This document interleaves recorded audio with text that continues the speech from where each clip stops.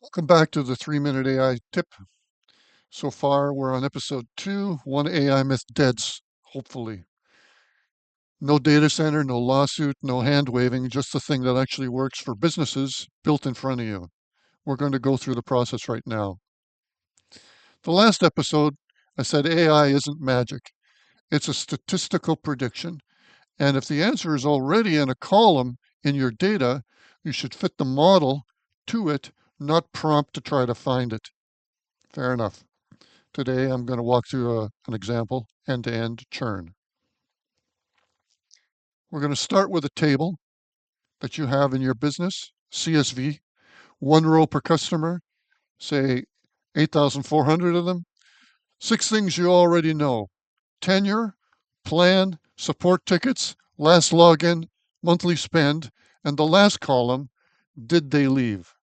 That column is the target column, and it's the whole ball game.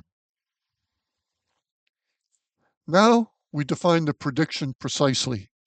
Given a customer's last 90 days, we want to predict whether they churn in the next 30, whether we lose them in the next 30. 2 windows, one line between them called today. This is where we train the model today. Vague labels and vague questions are where most projects die. So we're going to split the data by date, not at random. We're going to train the data on January through September, validate on October, hold out November and December. If we shuffle randomly, we'll train on future and predict the past. Your accuracy will look incredible and it'll be a lie. So we have to train properly. Now we're going to build the features. Raw columns work, but ratios and trends work better. Tickets per month, spend trend, the change in logins over 30 days versus 90. This is where domain knowledge you already have beats any LLM model. Then we train on that data. Gradient boosting is an excellent example of that builds small trees in a sequence, each one correcting the mistakes of the last. XGBoost is a good example of it. 20 lines of code on a couple of minutes on a laptop. Or set up a training test that will pick the best model. Now we measure it in business terms.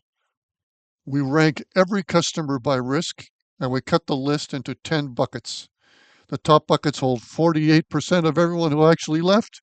That's the number your retention team cares about.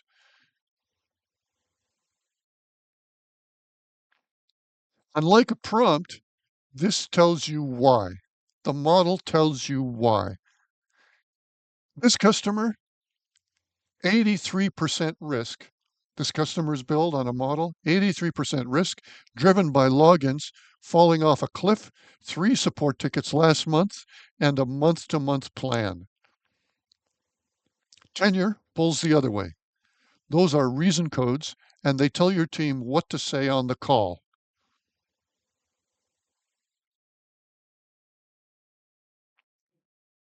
Trip the model.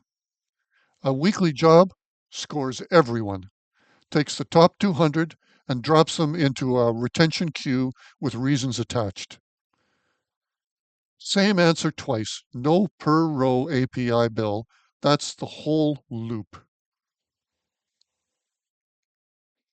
Next episode, we're going to tell how you actually do need an LLM. And subscribe, and I'll bring it to you in 3 minutes. Cheers.